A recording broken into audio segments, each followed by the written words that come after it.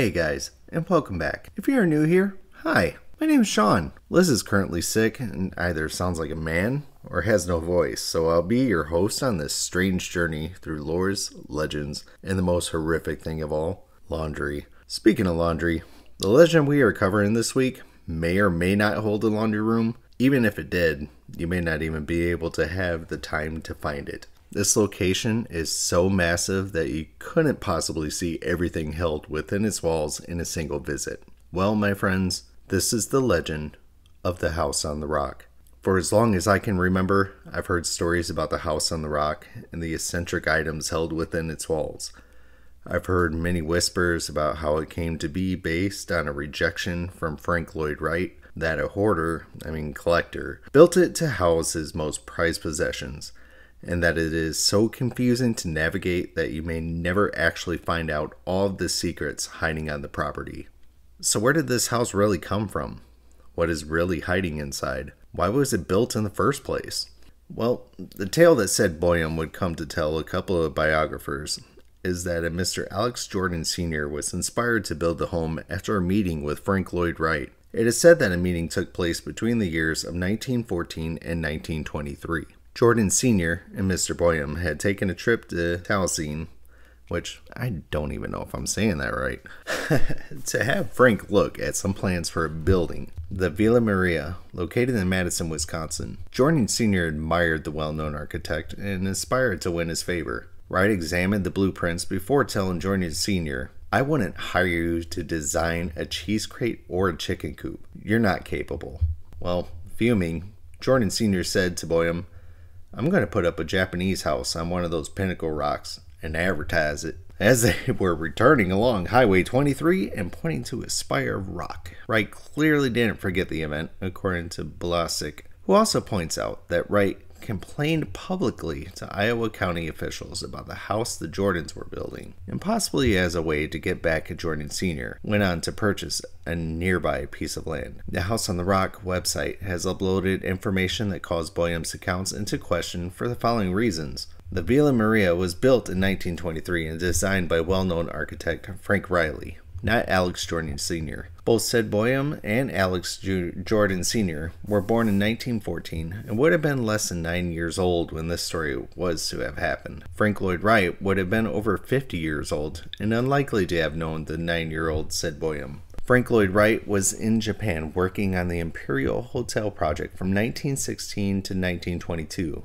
and would not have likely been in Spring Green when this story was said to have taken place. The veracity of this anecdote is also called into question in Tom Cup's biography of Alex Jordan. Many of the same reasons are given in Tom's book, which also states that the first agreement and extended lease with the Christensen family, who owned Deer Shelter Rock, was made some 30 years later in 1953, and no sign appeared at the road entrance until the house opened for public viewing in 1960. Okay. Facts show that the legend has been told for years isn't what really happened. Maybe we should take a little closer look into Mr. Boyum, shall we? Sid Boyum was a photographer, fisherman, cartoonist, sculptor, and Alex Jordan's longtime friend. He was crowned World's Champion Liar in the annual Burlington Liars Club National Tournament in 1976.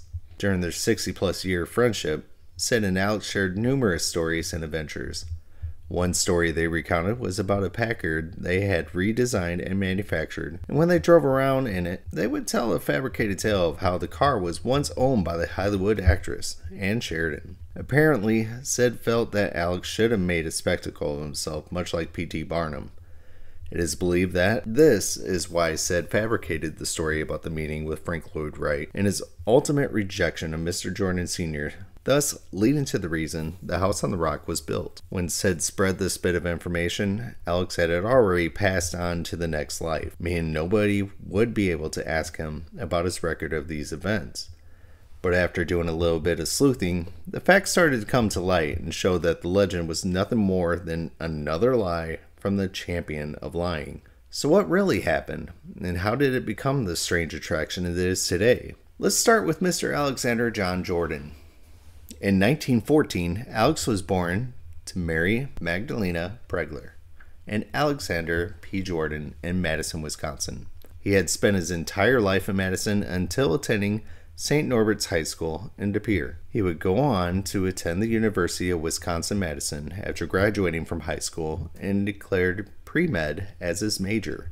Alex became dissatisfied with college after roughly a year and dropped out. Alex then bounced around from job to job.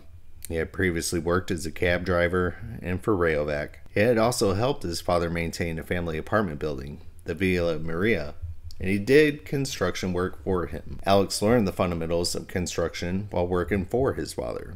During World War II, he worked as an ammunition maker at Badger Ordnance Company. Alex discovered Deer Shelter Rock in the 1940s and began holding little picnics atop the rock. He subsequently began taking his tent and started camping there. Alex decided he wanted to build something more stable when his tent was blown away one night. This would be the spark to ignite his dreams. Alex began by renting the rock and some surrounding land from a local farmer. He began by constructing a tiny studio with a fireplace. Then, with the support of his parents, Alex purchased the 240-acre parcel so that he could create whatever he wanted. What evolved on and around the Deer Shelter Rock was quite spectacular.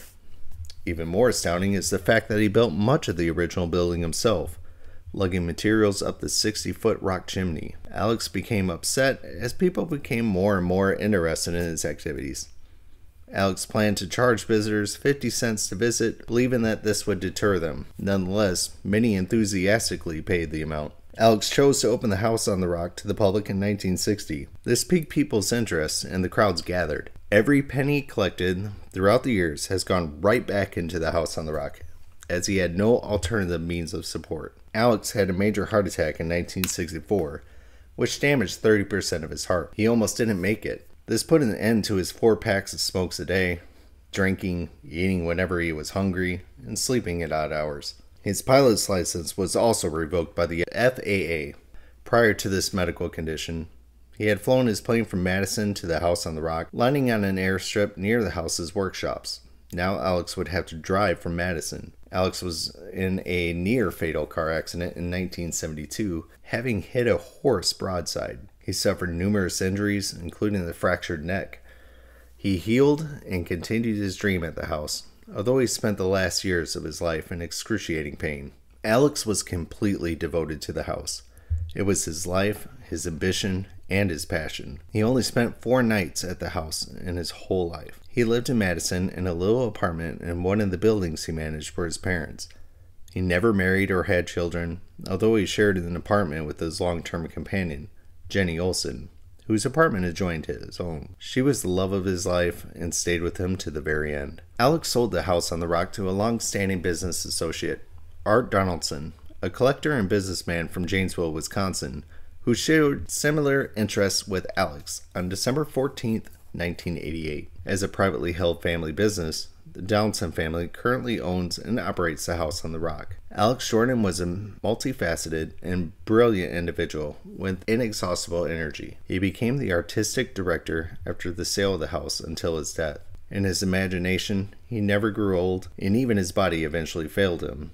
He continued to create every day of his life. Alex was hospitalized on October 11th, 1989, and died on November 6th, 1989, surrounded by friends and associates from congestive heart failure. His final request was for his ashes to be scattered over the house on the rock, which was fulfilled in December of 1989. Alex's ambition of entertaining tourists from all around the world lives on at the house on the rock. As he put it, he is still present but not voting. Now that we understand the why and the how, we could get into the what of it. So what exactly makes this house so interesting? Well, the home itself sits on a rock column that measures 60 by 70 feet by 200 feet on top, surrounded by forest. Over the course of several decades, additions to the original structure and other buildings were erected.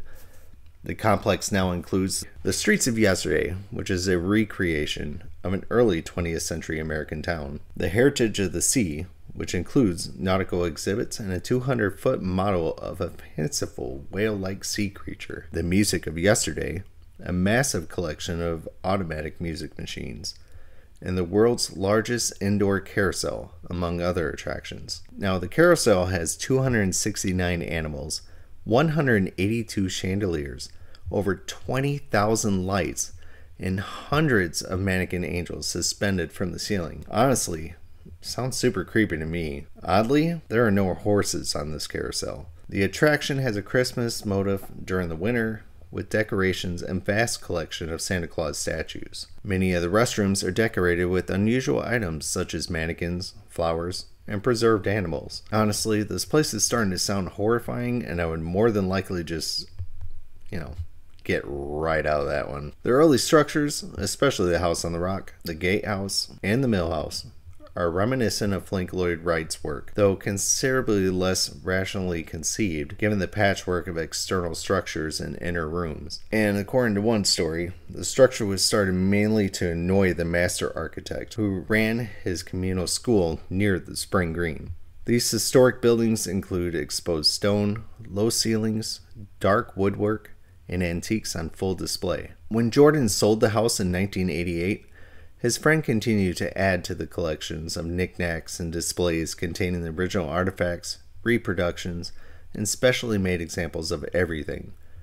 The Spirit of Aviation, a collection of huge model airplanes in a themed room, is the most recent addition. Another display, the Transportation Building, is still under construction, although visitors can walk inside and observe the process. The Wisconsin State Journal released a 4-part article on the house, which reporter Marv Balasik extended into a self-published book called House of Alex. Jordan Sr., according to Balasik, hired drunks and bums from the Madison streets to help blast the rock. According to Sid Boyum, these employees were sometimes paid with whiskey and sometimes with checks, but Alex Jordan Jr. eventually destroyed the canceled checks to perpetuate the fiction that he built the house himself. The house has inspired various authors and musical groups, the most notable being novelist Neil Gaiman, who used it as a crucial plot piece in his 2001 novel American Gods, as well as the 2017 television series based on it. Parts of the mansion, notably the carousel and infinity room, are included in the dream sequence in the 2017 film American Fable. The house was also used to film 10,000 Maniacs music video for More Than This in 1997. I'm sure you are all dying to find out what exactly is inside this so-called house and where these items came from. But I will warn you, there are more secrets and legends within a legend as we dive deeper into the history of the house on the rock. Some of the apparent antiques in the house are genuine, but many are not.